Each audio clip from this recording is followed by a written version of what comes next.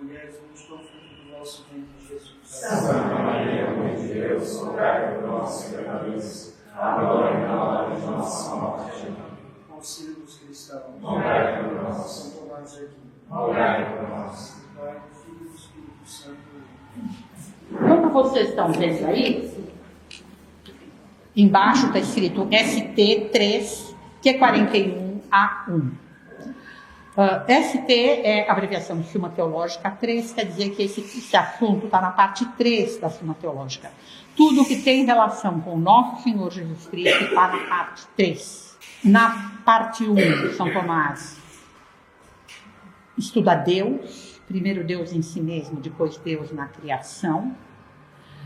Na parte 2, a gente pode dizer que ele estuda, é onde vai estar a parte moral da Suma Teológica, é onde vão estar as virtudes, os vícios. E na parte 3 é onde ele vai estudar nosso Senhor Jesus Cristo. Essa parte 3, ela nunca foi concluída. Quando morreu, ele estava escrevendo a parte 3. E então, a Suma Teológica é toda dividida em questões, e as questões são divididas em artigos. Então, isso que nós vamos ver hoje é só um pedacinho.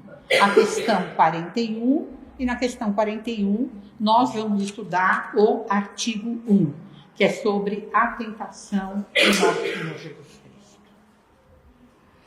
Eu tenho o texto aqui, o texto como ele aparece em São Mateus, cuja festa, inclusive, é hoje, e eu vou ler o texto com vocês, porque São Tomás vai continuamente, o texto de São Tomás é sempre assim, ele vai sempre, não é um texto poético.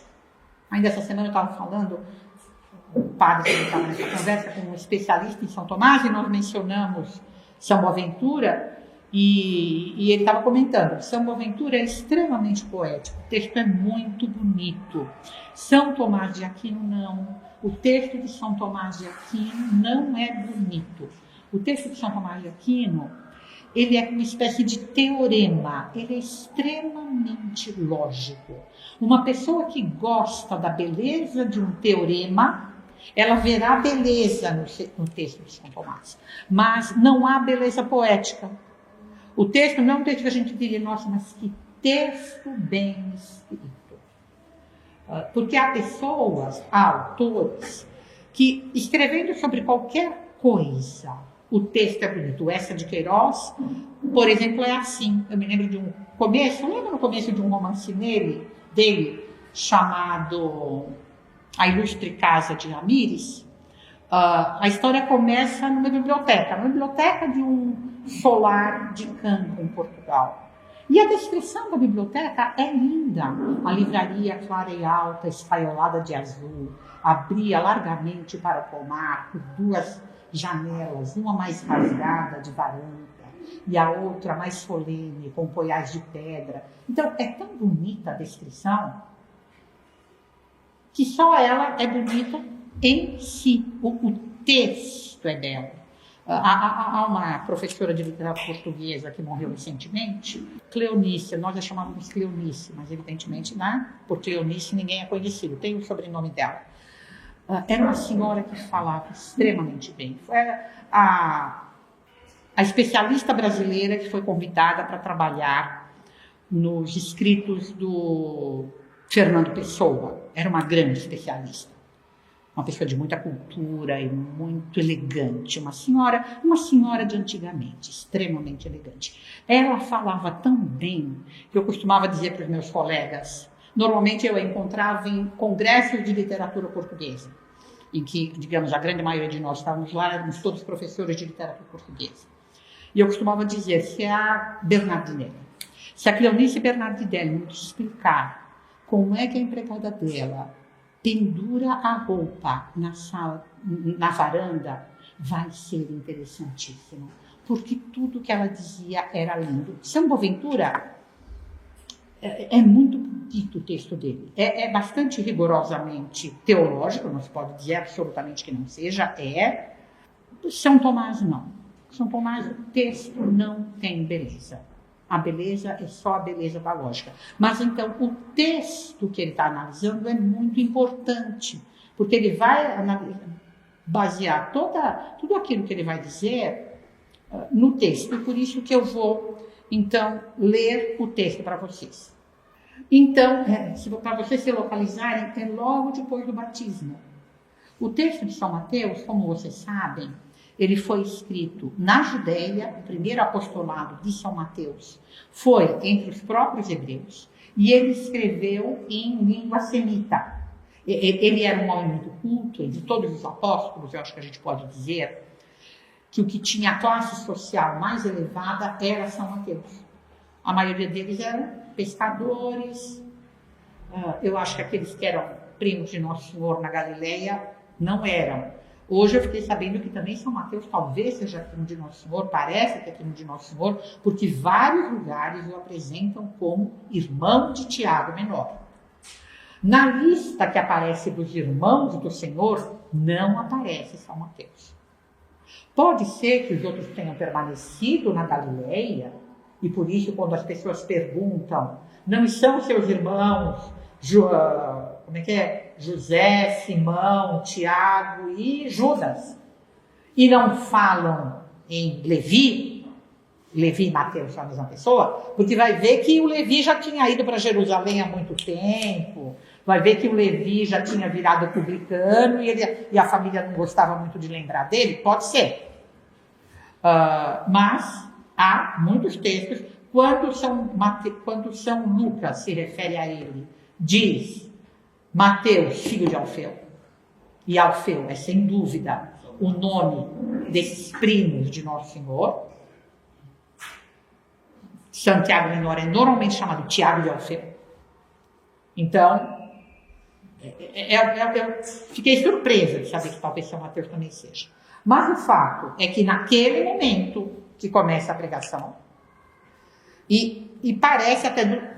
É um argumento fraco, mas do jeito que o Evangelho apresenta, não parece que ele e Nosso Senhor já se conheciam. Porque São Mateus conta assim: e ele passando, viu um homem luterônio, chamado Mateus, e disse-lhe, vem e segue-me. E ele, levantando, o seguiu.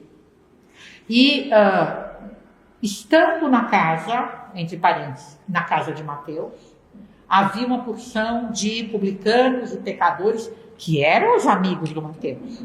Eram esses, os publicanos e os pecadores.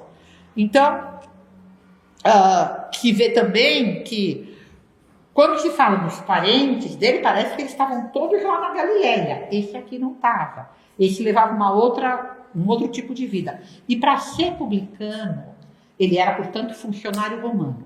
Deixa eu explicar para os mais novos o que era o publicano. O publicano, ele é um cobrador de impostos. Já não é uma profissão de que as pessoas gostam muito, não é?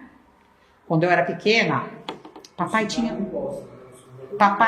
um comérciozinho pequeno, um açouguinho pequeno.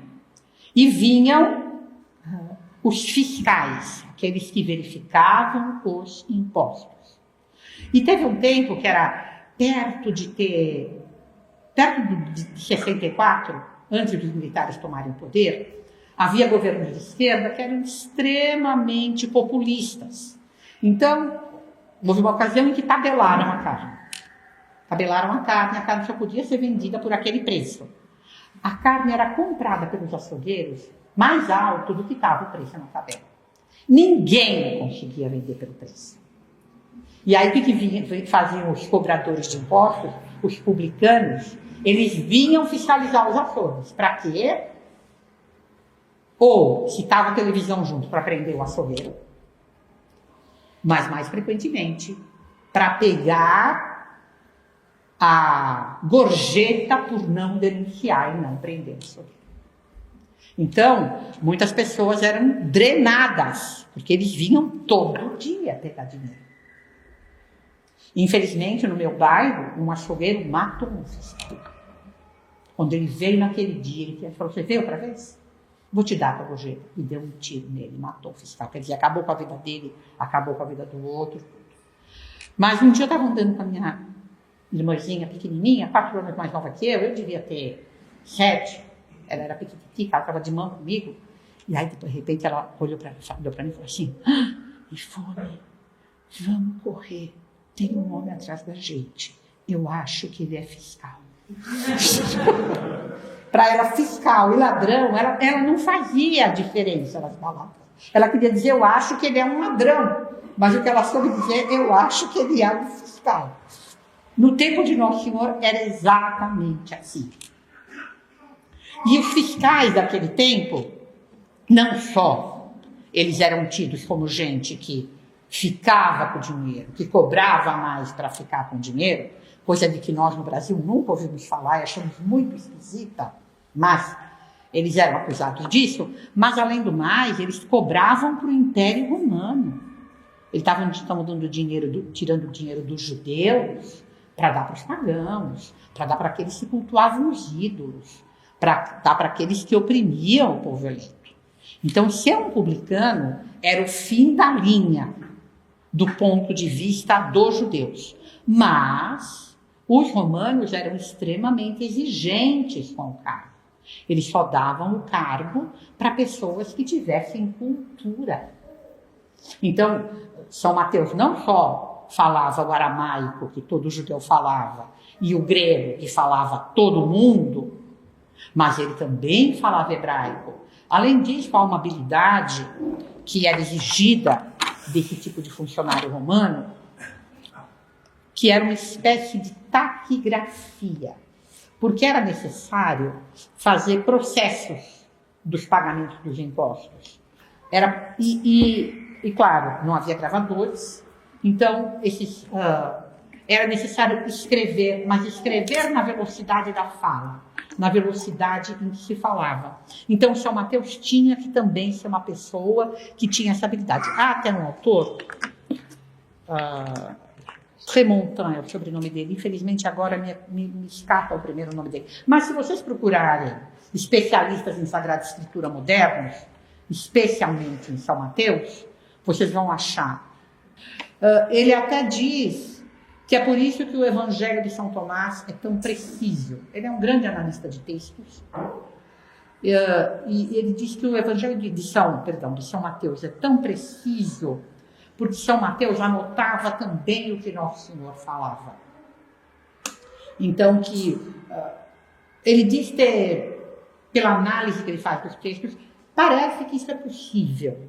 Quando se vê um texto escrito, saber se ele tem como fonte uma fonte oral ou uma fonte escrita. É uma coisa que os especialistas sabem ver.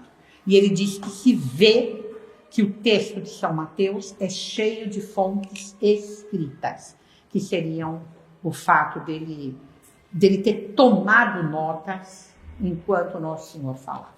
Então, diz ele sobre a tentação, logo depois, ele não foi testemunha, ele não era discípulo de João, só os discípulos de João é que viram a cena do batismo, que viram o céu se abrir e o pai dizer, meu filho muito amado, ele não é testemunha, alguém contou para ele. E tem muita coisa aqui que só Nosso Senhor pode ter contado, porque só Nosso Senhor estava lá. É bom também para os mais novos, para vocês entenderem, queridos, que a inspiração divina, a Sagrada Escritura tem inspiração de Deus. É uma coisa comum dizer que o principal autor da Sagrada Escritura é Deus. O autor mesmo é um autor secundário. Mas isso não quer dizer que a pessoa saia adivinhando as coisas. Não. Ela escreve coisas, algumas vezes sim, como para quem estava na missa de hoje, a epístola era uma visão de Ezequiel. Ali Ezequiel escreveu uma coisa que ele viu, uma visão. Mas a maior parte das vezes eles escrevem coisas da qual eles têm um conhecimento natural. Ou coisas que eles viram como nós vemos, ou coisas que eles ouviram, que alguém contou. A inspiração de Deus é só, digamos assim, como que guia aquilo que vai ser escrito, para que sejam aquelas coisas que Deus considera importante para a instrução dos judeus, antigamente, dos católicos, enfim. Mas não é que que quem está inspirado sai adivinhando coisas. Então foi conduzido Jesus pelo Espírito ao deserto para ser tentado pelo diabo. E tendo jejuado 40 dias e 40 noites, depois teve fome. E chegando-se a ele o tentador, disse: se tu és o Filho de Deus, manda que estas pedras se tornem em pães. Ele, porém, respondendo, disse: está escrito, nem só de pão viverá o homem, mas de toda a palavra que sai da boca de Deus. Então o diabo transportou-o à cidade santa e colocou-o sobre o pináculo do templo. E disse-lhe: se tu és o Filho de Deus, lança-te daqui abaixo, porque está escrito que aos seus anjos dará ordem a teu respeito e tomar-te-ão nas mãos, para que nunca tropeces com o teu pé em alguma pedra. Disse-lhe Jesus: também está escrito, não tentarás o Senhor teu Deus. Novamente o transportou o diabo a um monte muito alto e mostrou-lhe todos os reinos do mundo e a glória de Deus. E disse-lhe: tudo isto te darei, se prostrado me adorares. Então disse-lhe Jesus: vai-te, Satanás, porque está escrito, ao Senhor teu Deus adorarás, e só a ele servirás. Então o diabo deixou-o, e eis que chegaram os anjos e o serviram. São Bernardo, comentando esse texto, ele diz, esse salmo que o diabo cita, porque o diabo, ele vem tentar, ainda mais se ele está tentando uma pessoa da estatura de Nosso Senhor, com o que ele tenta? Com a palavra de Deus. Ele tenta parecendo que ele é bonzinho. Alguém que tem a palavra de Deus em grande conta. Nosso Senhor, claro, não entra no jogo dele. Nosso Senhor nem diz que é o Filho de Deus, nem que não é o Filho de Deus. E responde a ele com uma palavra da Escritura que é contrária àquilo que ele está dizendo. O que é uma lição também para nós a respeito da Sagrada Escritura. É por isso que nós precisamos da igreja. Porque com a gente pode fazer a Sagrada Escritura dizer quase tudo que a gente quiser. Se conta de 2 ingleses, um presbiteriano e o outro anglicano. E eles começaram a discutir numa estação, era uma estação de trem. E eles discordavam quanto à literalidade ou não daquele trecho que diz: se alguém te bater numa face, oferece-lhe a outra. Um deles dizia que isso era literal, que tinha que ser feito assim por todos os verdadeiros discípulos de Cristo, e o outro dizia que não, que a expressão não é literal, tanto que Cristo, quando lhe bateram numa face, não ofereceu a outra, mas respondeu: se falei mal, mostra-me em quê, se não, por que me bates? E eles foram discutindo cada vez mais alto, cada vez mais alto, cada vez mais alto, até que o que defendia que não era literal, bateu na cara do outro e falou: tá bom, então agora me dá a outra face. E aí o outro respondeu para ele: não, porque também está escrito que com a mesma moeda, com a mesma moeda que for, que tu medires, deve ser medido. E aí começou a bater no outro, aí os dois começaram a lutar, acho que alguém perguntou para um outro, falou: o que está acontecendo? O outro respondeu: eles estão discutindo a Bíblia.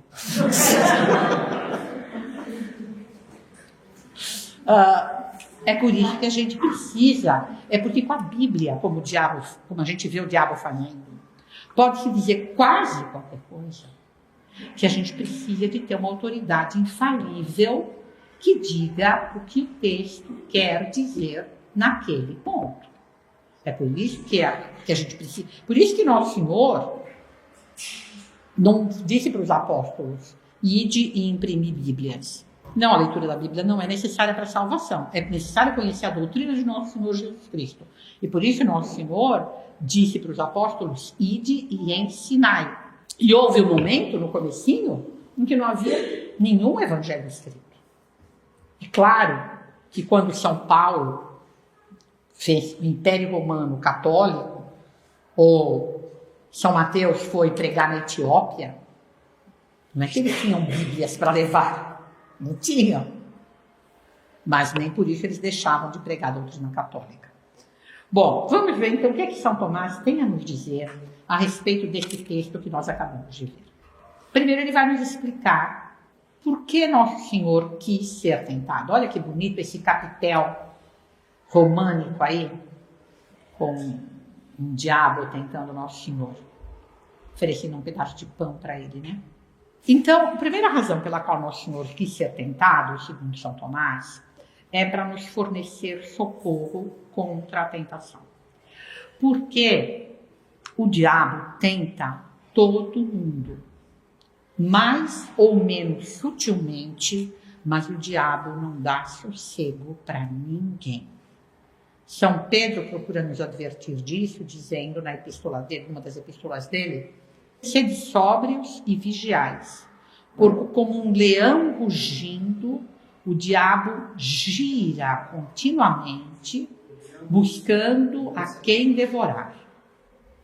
E é verdade, ele não deixa um menininho de 8 anos sem dar inveja nele, querer destruir o brinquedinho do outro.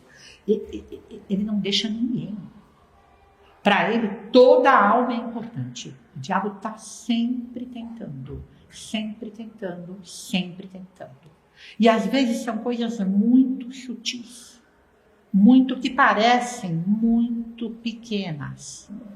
Mas o diabo é bom psicólogo e ele tem muita experiência. Então, todos nós precisamos de estar atentos, como diz São Pedro, e precisamos, digamos assim, de ter conhecimento de como lidar com a tentação. Então, essa é a primeira razão pela qual Nosso Senhor quis ser tentado, para nos instruir contra a tentação. Em primeiro lugar, conhecendo a ação do diabo. A gente precisa saber disso, a primeira coisa é saber disso que eu acabei de dizer. O diabo está tentando sempre. A gente deve sempre desconfiar. Desconfiar de nós, mas também desconfiar do diabo. Tem um santo que diz, agora não me lembro quem era, mas ele diz, quando a gente não pensa mal, o diabo pensa. Então ele diz, em primeiro lugar, para a gente conhecer a ação do diabo quanto à matéria. Se a gente souber aquelas matérias que, digamos assim, são preferência do diabo, a gente pode ficar mais atento. E a primeira é a sensualidade. Como assim a sensualidade? Ele fala aqui da necessidade de comida. O nosso corpo tem, digamos, vários apetites. Coisas que lhe são naturais e pelas quais ele naturalmente anseia. Comida, bebida, aquilo que está ligado com a procriação, são anseios naturais do corpo. E é claro, o diabo, quando nos tenta com isso, ele tem um aliado dentro de nós. Ele tem como aliado a nossa natureza. Então, são tentações que podem ser muito perigosas, às quais nós temos que ficar muito atentos e das quais nós temos que ser muito desconfiados. É por isso, por exemplo, que a igreja sempre prescreveu os jejuns. Nosso Senhor disse, se não fizerdes penitência, perecereis todos.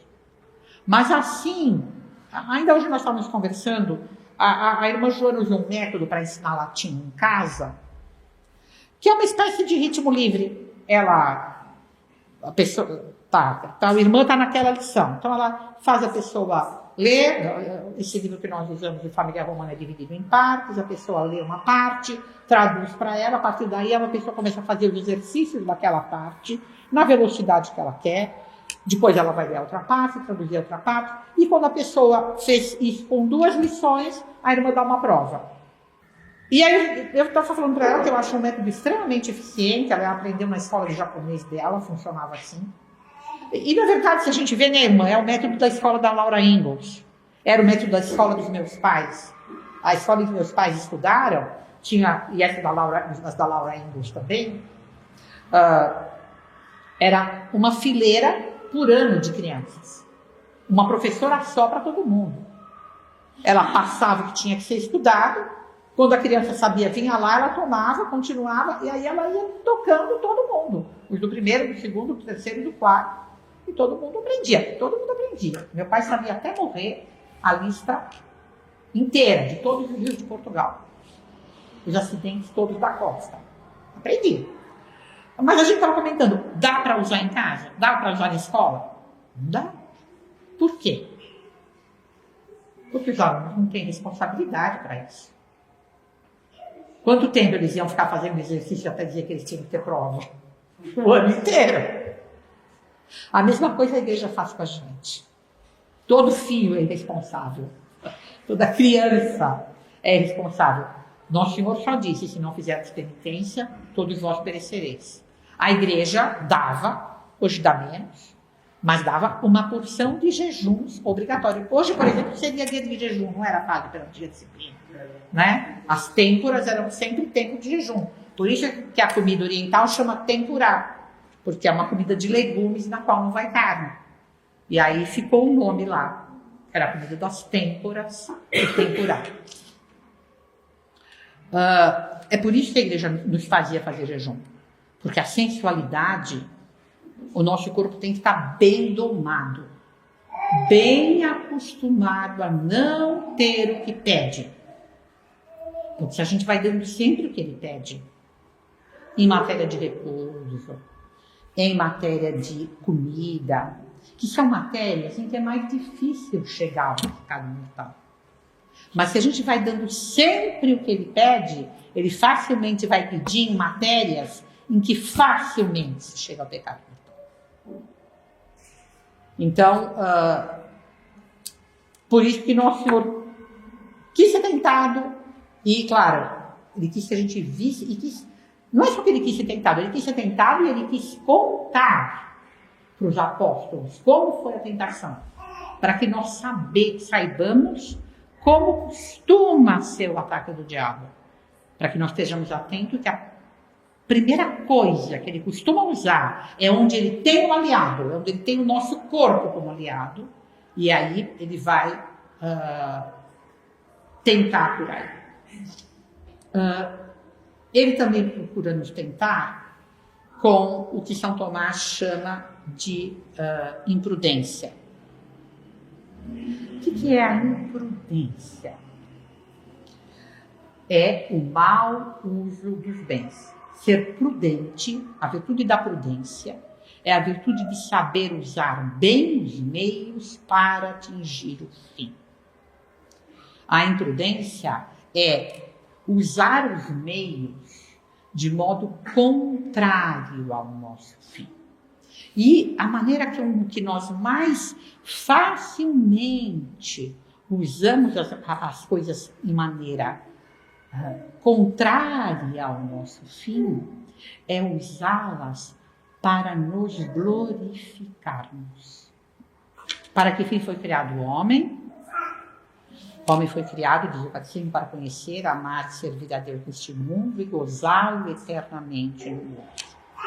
Então, a prudência nos manda usar de tudo para a glória de Deus.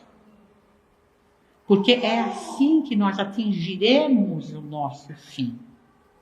É assim que nós atingiremos a nossa própria glorificação no fim da história. Quando nós usamos as coisas para a nossa glorificação, nós estamos agindo imprudentemente. Em vez de usá-las para o nosso bem, nós as estamos usando para o nosso mal. E é nisso que o diabo tenta nosso Senhor. São Bernardo, comentando esse caminho, esse trecho, eu ia comentar com vocês e acabei mudando de assunto, ele diz, porque o trecho começa, e ele te guiará em todos os teus caminhos. E aí vem essa parte, tirar da pedra, tirar a pedra para que não firas o pé, talvez não firas o pé. E São Bernardo pergunta para o diabo, por acaso se jogar de torre é caminho? Há um caminho do alto da torre para o chão? Não, não é caminho. O argumento do diabo é um sofisma. E Nosso Senhor responde o sofisma dele. Não tentarás o Senhor teu Deus. Porque não é caminho. Deus prometeu de fato para o seu Cristo que ia proteger. Mas aquilo não era caminho. E a avidez quanto a querer o bem deste mundo, que é a última coisa que ele oferece. Também aí o diabo tem sempre um aliado em nós. Porque a nossa alma, de uma certa maneira, ela foi feita para querer o infinito. Só que nós facilmente nos enganamos. E em vez de querer o infinito em Deus, nós queremos o infinito de coisas. O infinito de bens deste mundo, o infinito de riqueza, o infinito de prestígio, o infinito de prazeres. E é isso que o diabo oferece para Nosso Senhor, mostrando todos os reinos do mundo. Tudo isto te darei, se prostrado me adorares.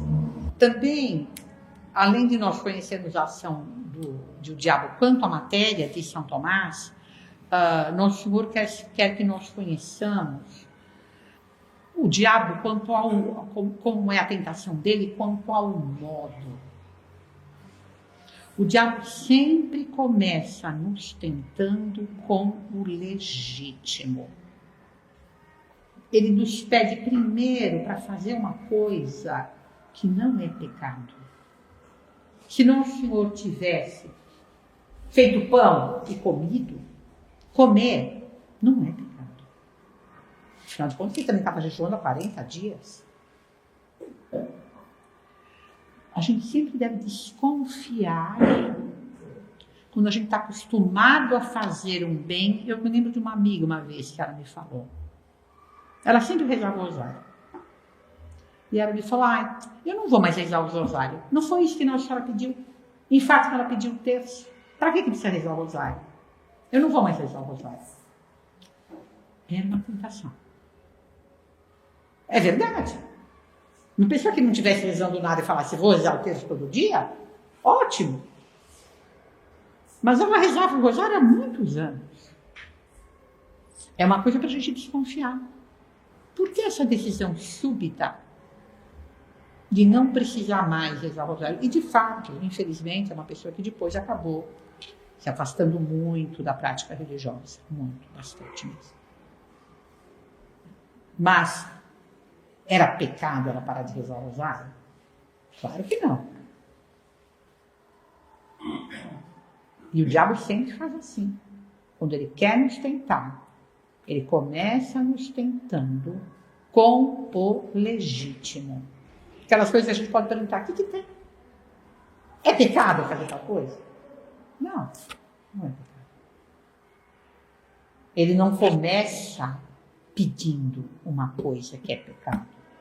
Ele sempre vai do legítimo para o ilegítimo. A gente deve sempre desconfiar quando dá uma vontade súbita na gente de fazer menos. Eu não preciso fazer tanto por Deus. Eu posso fazer menos. Eu vou fazer menos. A gente deve sempre desconfiar. Normalmente não vem de boa raiz. E aí também Nosso Senhor que a gente conhecesse os modos de vencer. A primeira coisa, a formulação é engraçada, não pondo o fim nos meios. O diabo estava sugerindo para Nosso Senhor sempre meios extraordinários de fazer as coisas. Estava sempre querendo que ele fizesse algo Ele, por exemplo, não propõe, ó, vai embora do deserto e compra pão lá. Vai para sua casa comer. Não, ele sempre ele propõe uma coisa extraordinária. A gente não deve fazer isso. A gente não. Uma maneira de vencer o diabo é de ser simples, muito simples.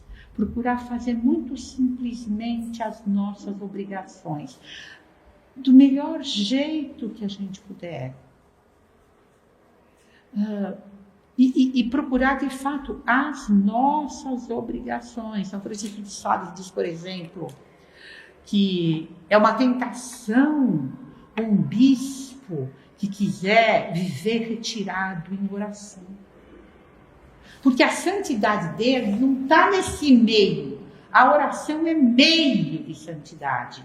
E a obrigação dele é estar pregando para o povo, visitando as paróquias dele. Então, se a gente põe o fim no meio, a gente vai se enganar. Rezar é bom? Rezar é bom. É ótimo. Mas uma mãe de família que deixasse de cumprir as suas obrigações para passar o dia na igreja e as crianças estivessem sujas e comendo mal e que ela fizesse todas as novenas que tem na igreja, ela estaria agindo mal. Ela estaria pondo o fim dela, ela quer santificar, num meio. Nós devemos ser extremamente simples contra os meios. Aquilo que é simples é que nos santifica, aquilo que está de acordo com a nossa obrigação. Claro, rezar, todo mundo deve rezar. Dentro das medidas da possibilidade da sua vocação, Santo Afonso diz, inclusive, ele tem um livrinho chamado Os Meios de Conseguir o Amor a Deus. São máximas, uma depois da outra. Uma delas é rezar o máximo que se puder. Mas que uma dona de casa reze o terço da lei enquanto ela lava a louça é a coisa mais normal e ótima do mundo, se ela tem trabalho demais. Então a gente deve ter sido extremamente simples contra os meios. A outra maneira de derrotar o diabo é fugir das ocasiões perigosas, como Nosso Senhor. Ele não ia se jogar da torre. A gente também deve fugir das ocasiões perigosas. As ocasiões perigosas são diferentes para as pessoas. Tem gente para quem, por exemplo, se pôr numa situação de destaque pode ser uma ocasião perigosa. Para uma outra pessoa pode não ter perigo nenhum nisso. Então, cada um é que sabe quais são as suas ocasiões perigosas. Com quem é que eu encontro que me faz mal?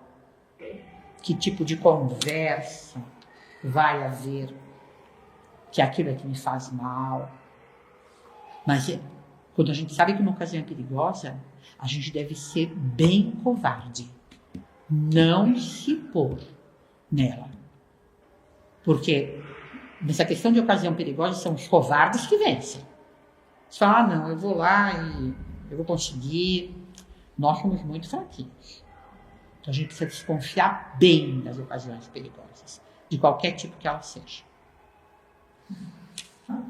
E, por fim, diz ele, o meio de vencer o diabo é aderir a Deus de todo o coração. O Nosso Senhor, o diabo cita a Sagrada Escritura maliciosamente. Nosso Senhor a cita de verdade, querendo fazer de fato a vontade de Deus. Então, a gente deve se examinar e ver isso mesmo, se a gente está aderindo a Deus de todo o coração. Em segundo lugar, Nosso Senhor quis ser tentado, de São Tomás, para nos prevenir. Em primeiro lugar, ele reafirma que ninguém está isento da tentação, todo mundo tem. E uma coisa interessante, São Tomás afirma que o diabo ataca de preferência quem está sozinho. Nós, por exemplo, procuramos manter o nosso grupo. Vocês que são mais jovens, queridos, considerem que isso é uma coisa importante. E desde o começo da igreja, São Paulo, São Mateus, todos eles, o que eles faziam onde eles iam? Eles faziam grupos. Ninguém se mantém católico sozinho. Não dá para você pegar uma bolinha, pensa numa bolinha de aço, que eu pus na fogueira. E ela tá quente, que se eu atirar num guarda-roupa, ela atravessa toda a roupa, sai queimando tudo. Se eu pegar minha bolinha e jogar num balde de água gelada, adianta eu falar para minha bolinha, bolinha, fica quente. Toma cuidado, bolinha, fica quente, bolinha. Ela vai ficar? Ela não vai ficar. É a mesma coisa que uma pessoa isolada, fervorosa, e todo mundo em volta dela é tíbio ou antirreligioso. Ela não vai se manter. Ela não vai se manter. Essa lei da o quê? Isonomia? Como é que é essa lei que faz que as coisas se comuniquem, a temperatura? Que lei que é essa? Ninguém lembra o nome? Não? Mas existe essa lei. Eu aprendi quando eu estava na escola. E é absolutamente verdadeira na vida espiritual. A nossa tendência é ficar mais ou menos na temperatura do que está em volta de nós. Então, é muito necessário não estar sozinho para praticar o bem. É muito difícil praticar o bem sozinho. É muito difícil. É para a maioria das pessoas. Pode ser que tenha um santo extraordinário que seja uma exceção. A gente conhece santos que viveram sozinhos, mas não santos que viveram sozinhos no meio da corrupção. Isso é muito difícil. Então, é muito importante procurar não estar sozinho para fazer o bem. Extremamente importante, extremamente importante.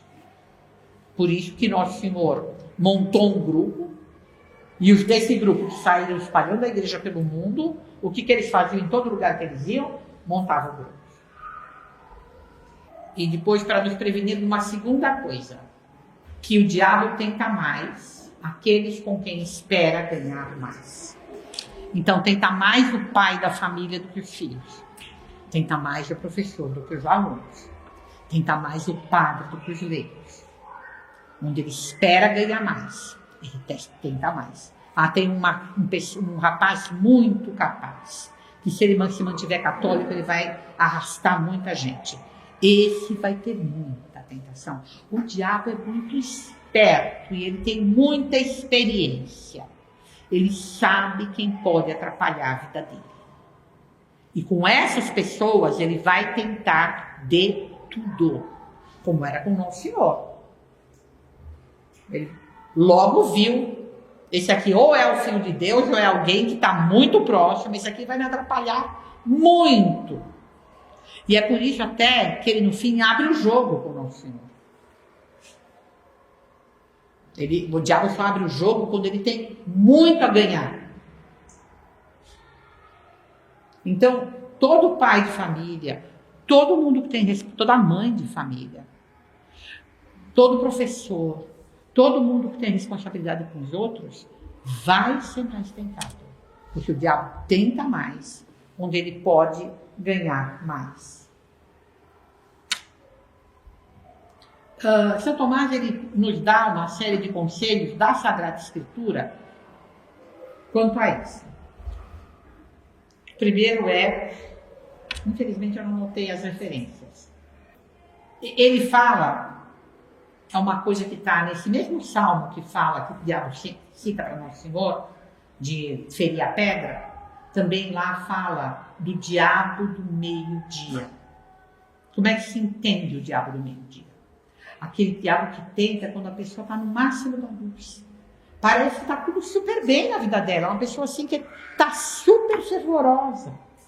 E justamente por causa disso, ela tende a desconfiar menos dos movimentos inesperados, sabe? Sei lá, de uma coisa que ela resolve fazer, que normalmente vai ser... Eu, por exemplo, tive um amigo que fez uma coisa super lícita, mas fez um mal enorme para ele.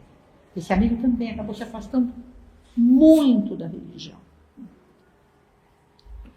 Mas ele fez uma coisa super lícita, ele se inscreveu num clube de tiro.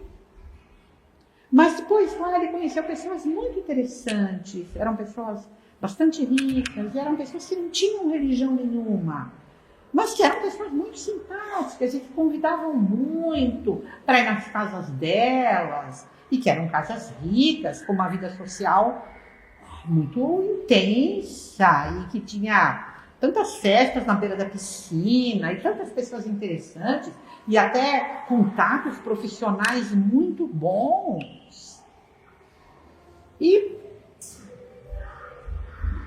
tudo isso acabou tendo uma influência muito grande nesse meu amigo. Sendo que o primeiro movimento que tem uma pessoa, ainda mais no mundo de hoje, né? Pessoa ir num clube de tiro, tem algum problema? Nenhum problema. Até um divertimento interessante, né? Hoje em dia é tão difícil arrumar um divertimento que não seja imoral. Mas para essa pessoa foi uma coisa que acabou prejudicando muito. Abriu todo um outro campo que acabou prejudicando a pessoa muito. Aqui estão os textos. Isso quanto ao demônio do meio-dia.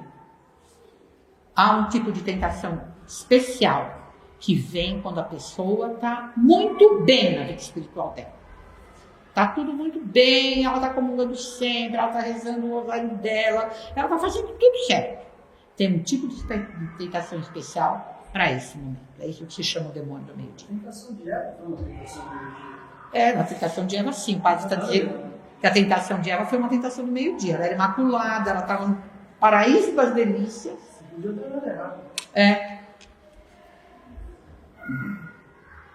Então aqui os trechos na Sagrada Escritura que falam da tentação. Meu filho, se entrares para o serviço de Deus... eu anotei sim, tá aqui, é no Eclesiástico 1:2. Meu filho, se entrares para o serviço de Deus, permanece firme na justiça e no temor, e prepara a tua alma para a provação. Outros textos dizem para a tentação. É só uma questão de traduzir a palavra latim. Humilha o teu coração e espera com paciência. Dá ouvidos e acolhe as palavras de sabedoria. Não te perturbes no tempo da infelicidade. Sofre as demoras de Deus, dedica-te a Deus, espera com paciência, a fim de que no derradeiro momento tua vida se enriqueça. Aceita tudo o que te acontecer. Na dor permanece firme, na humilhação tem paciência. Justamente esse texto aqui, ele diz isso: você entrou no serviço de Deus, você vai ser tentado. Então, primeira lição, humilhe-se, que é o que nosso Senhor faz. Nosso Senhor se humilha, ele não toma nenhuma atitude para mostrar quem ele é. Ele age como se ele não fosse o Filho de Deus. Ele usa a Sagrada Escritura para, digamos assim, se esconder, se rebaixar. Humilha, tem paciência. Sofre as demoras de Deus. É uma lição que a gente se aprender muito. O André tinha um amigo que dizia uma frase de uma grande sabedoria: vamos deixar Deus ser Deus. E é verdade, a gente tem que deixar Deus ser Deus. É uma coisa que a gente medita todo dia, quando a gente medita o quinto mistério gozoso. Que a gente o medita porque ele tem de alegria. Nossa Senhora achou o menino. É na coroa das dores de Nossa Senhora que ele aparece como que ele tem de doloroso. A perda. Porque essa perda, toda mãe que perde o filho sofre. Mas é que essa perda é muito diferente. Porque Nossa Senhora sabia que o menino não se perdeu. Ele foi embora porque ele quis. Por que ele quis? Que é a pergunta que a gente ainda ontem me contaram de uma criança que, coitadinho, fiquei com pena, até rezei pelo menino, porque a mãe dele perde bebês. E, coitadinho, o pai vinha buscá-lo e todo dia ele falava, e o bebê, e o bebê, e o bebê. Um dia o pai teve que dizer, morreu. E aí o menino dizia, mas por que Deus faz isso com a gente? Coitadinho do menino, não é? Eu rezei por ele para que, coitadinho, ele compreenda que Deus é Deus. Ele faz tudo para o nosso bem, mas às vezes é bem duro, às vezes é bem difícil. E a gente não pode compreender por que é para o nosso bem. Mas é que a gente tem que deixar Deus ser Deus. Não dá mesmo para a infinita sabedoria de Deus saber na nossa cabeça. Nós não temos mesmo como entender. Por isso que esse trecho, para falar contra a tentação, ele nos diz isso. Sofre as demoras de Deus. Aceita tudo que te aconteça. Muito bem. 3. Nosso Senhor quis ser tentado. Para dar exemplo. Então, a gente tem que se preparar para as tentações que não podem deixar de vir. Em primeiro lugar, qual é o exemplo que nosso Senhor deu? Ele acabou de ser batizado. O que ele faz? Ele vai rezar. Ele vai ficar num estado de solidão. Então, num estado para poder rezar mais. Então, como é que a gente se prepara para as tentações? Buscando a graça de Deus. Em segundo lugar, pela penitência. Em terceiro lugar, pela meditação da palavra de Deus. Nosso Senhor faz isso. Aquelas respostas são uma meditação. Ele ouve o que o diabo diz e ele pensa em algo que responde àquilo. E pela oração. Então, a gente vai expulsar o demônio pela adesão absoluta à vontade de Deus, à verdadeira vontade de Deus. Então é isso. Para vencer o diabo, para vencer as tentações que não vão vir, a gente sempre vai ter tentações. É o desejo da graça de Deus, a penitência, a oração, a meditação. Esses são os meios da gente vencer as tentações que a gente necessariamente vai ter. Então, essa é a terceira razão pela qual então, nosso Senhor quis ser tentado para nos ensinar, para nos prevenir, para nos ensinar como é a ação do diabo, depois para nos prevenir de quando é que o diabo tenta mais, depois para nos dar exemplo de como vencer a tentação. 4. Nosso Senhor quis ser tentado também para nos dar confiança. Porque muitas vezes na tentação, a pessoa pode se sentir, dependendo do tipo de tentação, quase desesperada. É celebérrimo o caso de Santa Catarina de Siena, que tinha tentações contra a pureza terríveis, e que demoraram muito. Ela se sentia completamente, claro, não vou dizer desesperada, porque justamente ela não desesperou, mas era uma coisa de uma angústia, de um tormento contínuo. As tentações de Santa Gemma Galgani também são uma coisa de partir o coração.